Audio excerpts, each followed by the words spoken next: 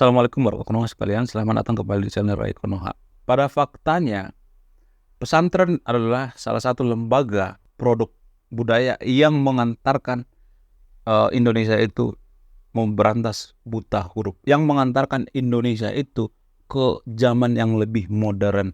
Jadi pesantren itu sangat berjasa besar untuk mengantarkan Indonesia itu ke zaman modern, untuk memberantas buta huruf. Dan zaman dulu saya lihat alumni dari pesantren itu sangat hebat-hebat ya, luar biasa, seperti Gus Dur misalnya, Muhammad Hatta misalnya, dan lain sebagainya. Sangat luar biasa zaman dulu. Akan tetapi saya melihat akhir-akhir di kebelakang ini, saya melihat pesantren itu kualitasnya itu semakin berkurang. Saya melihat semakin banyak masalah dan lain sebagainya. Ada beberapa masalah-masalah, tapi disclaimer dulu ya. Kita harus adil dulu ya. Pesantren itu berdasarkan data itu adalah produk budaya. Oke, kita sepakat dulu ya bahwa pesantren itu adalah produk budaya. Jadi kalau pesantren itu adalah produk budaya, kita berangkat dari sini ya, berdasarkan data. Nanti akan saya tampilkan datanya di sini ya. Berdasarkan data, pesantren itu adalah produk budaya, sehingga pesantren itu bisa dikritik. Kalau kita mengkritik pesantren itu, bukan berarti kita mengkritik agamanya ya, bukan ya. Agamanya nggak udah sempurna, nggak usah dikritik gitu. Yang kita kritik itu adalah pesantrennya. Pesantren itu adalah tradisi dalam beragama. Tradisi dalam beragama itu bisa dikritik. Pesantren itu adalah produk budaya. Jadi, deal ya, sepakat ya. Gak apa-apa ya kalau dikritik pesantrennya. Bukan berarti saya benci pesantren.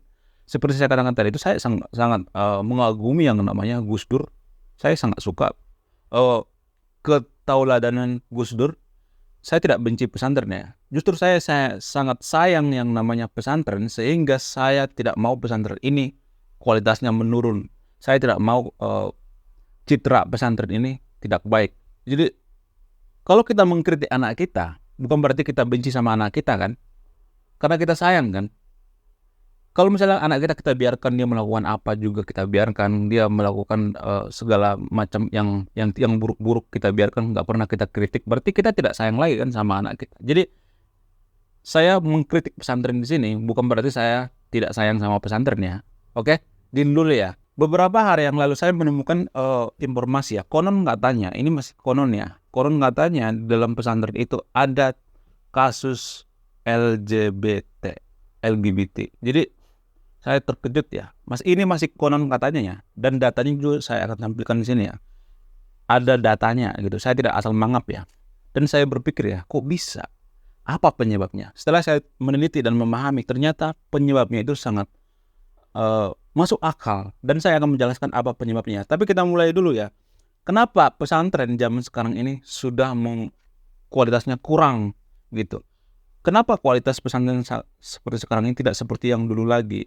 Kenapa seperti itu? Apa masalahnya? Setelah saya meneliti dan memahami, ada beberapa alasan kenapa pesantren zaman sekarang ini kualitasnya tidak sebaik yang dulu.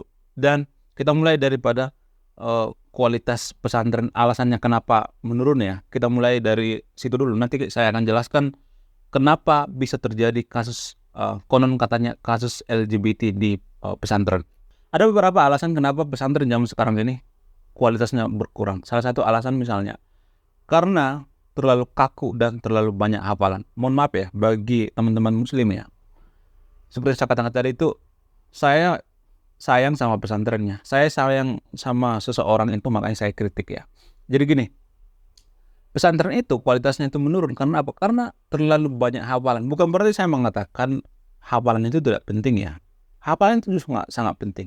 Akan tetapi akan lebih bagus hafalan itu dilafalkan. Tapi kan kalau kita lihat ya di Konoha ya, saya juga tinggal di daerah pesantren juga ya, kalau saya lihat ya. Tapi tidak semua pesantren seperti itu ya. Saya tidak melihat menggambarkan gini ya. Pesantren itu saya tidak melihat dia menggambarkan Islam yang baik gitu. Enggak menggambarkan. Ya, saya tahu itu kan oknum ya. Akan tetapi gini, orang itu akan melihat, orang itu tidak membaca Quran kita, orang itu tidak membaca hadis kita, orang itu membaca perilaku kita. Jadi gini guys, kenapa pesantren itu kualitasnya semakin hari semakin berkurang?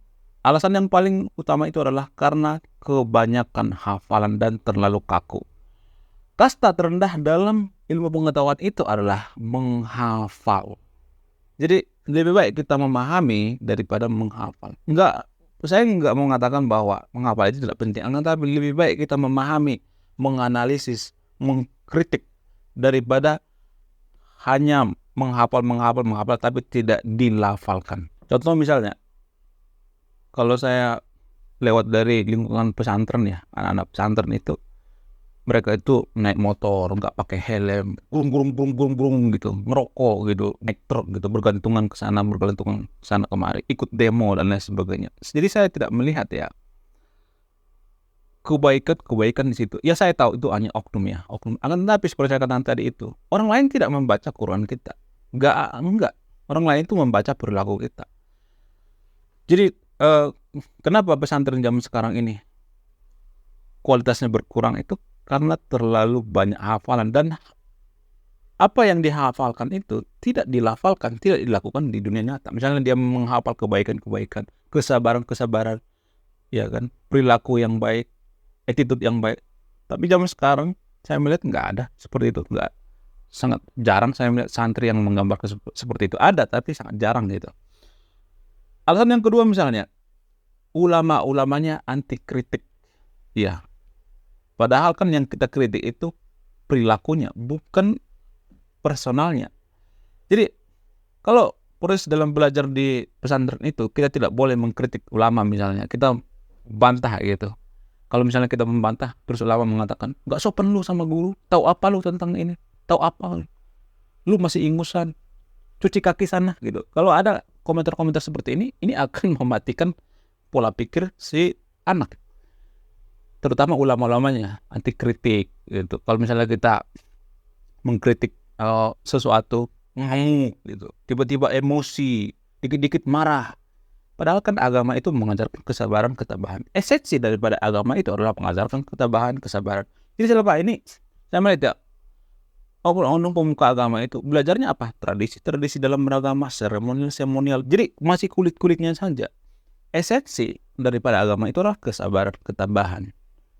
Tidak mudah emosi, tidak gampang emosi, dikritik nggak langsung marah, nggak langsung nangis, nggak langsung mencak-mencak. Tahu apa lu tentang agama? Ilmu masih tetek, sok tahu lu. Jadi pemikiran seperti ini adalah pemikiran yang tidak menggambarkan seorang yang beragama. Pemikiran seperti ini adalah pemikiran yang sangat sempit. Alasan selanjutnya misalnya, terlalu mencampuri urusan politik. Jadi saya sangat sering melihat ya di Konoha ya, ini hanya di Konoha bukan di Indonesia. Pemuka agama atau guru-guru di pesantren di Konoha itu sering mencampuri masalah politik. Bukan berarti saya melarang bahas politik di pesantren ya, kan, tapi ilmu politik dengan ilmu agama itu dua hal yang berbeda. Dua keilmuan yang berbeda. Kalau kita bisa menggabungkan, kenapa ada universitas ilmu politik? Kenapa nggak digabungkan aja? Ini akan kebiasaan dan ini akan memicu konflik karena politik kan kepentingan. Yang ada kita mempolitisasi agama itu sendiri. Kita mempelintir ayat untuk apa? Untuk kepentingan politik kita. Jadi agama dengan politik itu kalau digabung maka akan susah, sangat susah, akan terjadi konflik. Dan ini akan terbawa-bawa pada santri. Ketika dia lulus, dia mencampur adukan antara politik dengan agama. Mencampur adukan. Harusnya dipisah dong. Disekulerkan. Ya.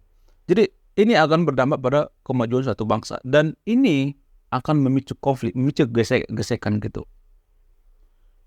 Kalau mau politik, ya politik gitu. Jangan digabung dengan agama. Kalau guru agamanya itu pengen berpolitik, pengen jadi politisi, ya udah keluar dari ranah agama.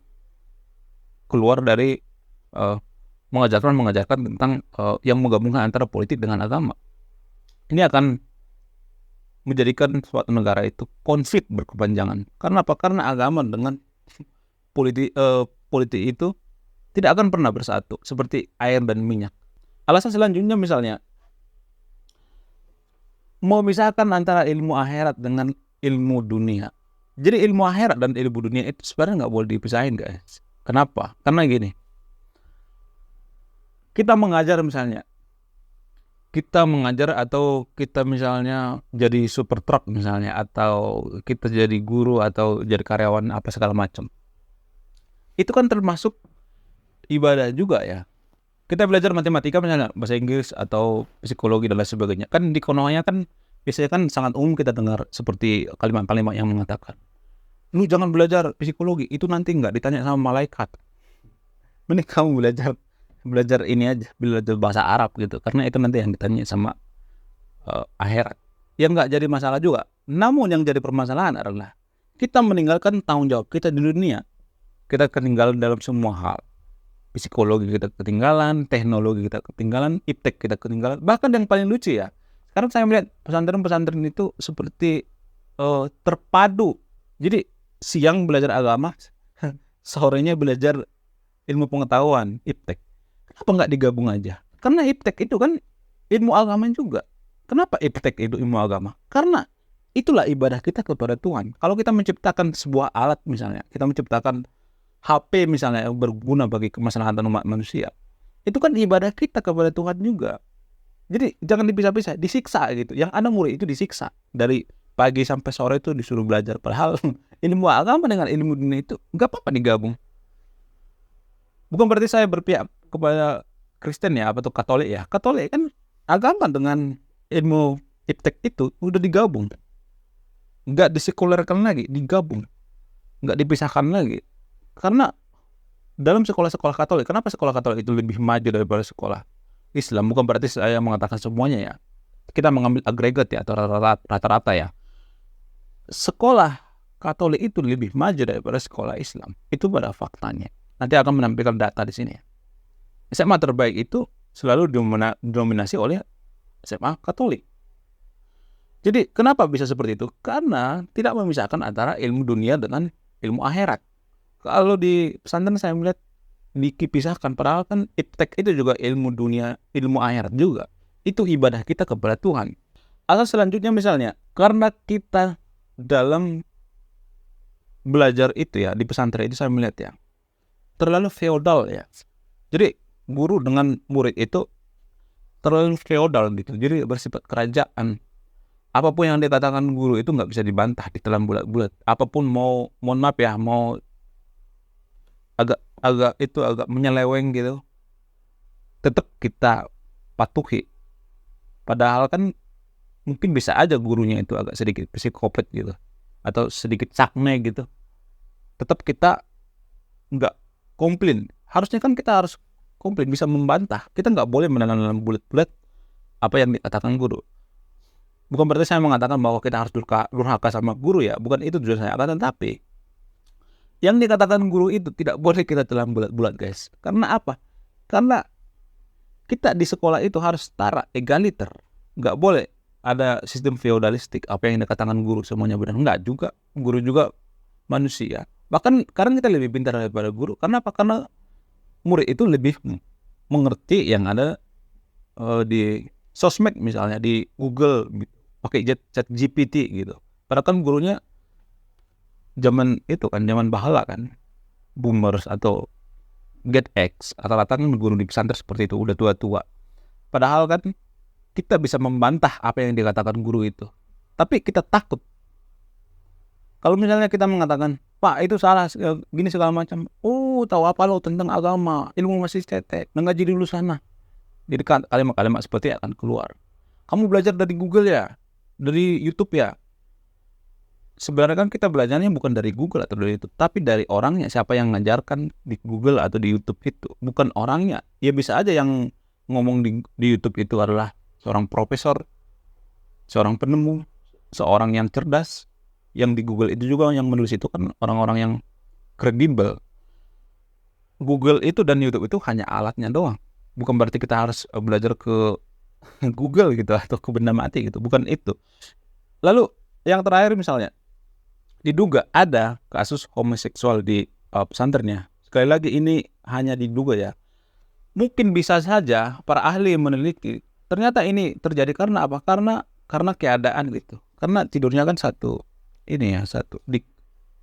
cowok-cowok atau cewek-cewek itu. Jadi kalau tidur bareng sama cowok itu bertahun-tahun gitu, bisa aja ya bisa aja timbul gitu asmara gitu. Ya bisa aja seperti itu. Tapi saya tidak mengatakan bahwa semua pesantren seperti itu. Ini masih diduga ya, datanya saya akan tampilkan di sini ya. Oke, terima kasih sudah menyimak dan memahami video ini. Sebelum saya tutup ini, saya akan memberikan salah satu pesan moral. Pesan moralnya adalah, salah satu yang bikin pesantren kita itu, terutama di negeri Konoha, kenapa tidak maju-maju itu adalah karena terlalu kaku. Gurunya tidak bisa dikritik dan masih ada sifat feodalistik. Saya Konoha, salam rasional.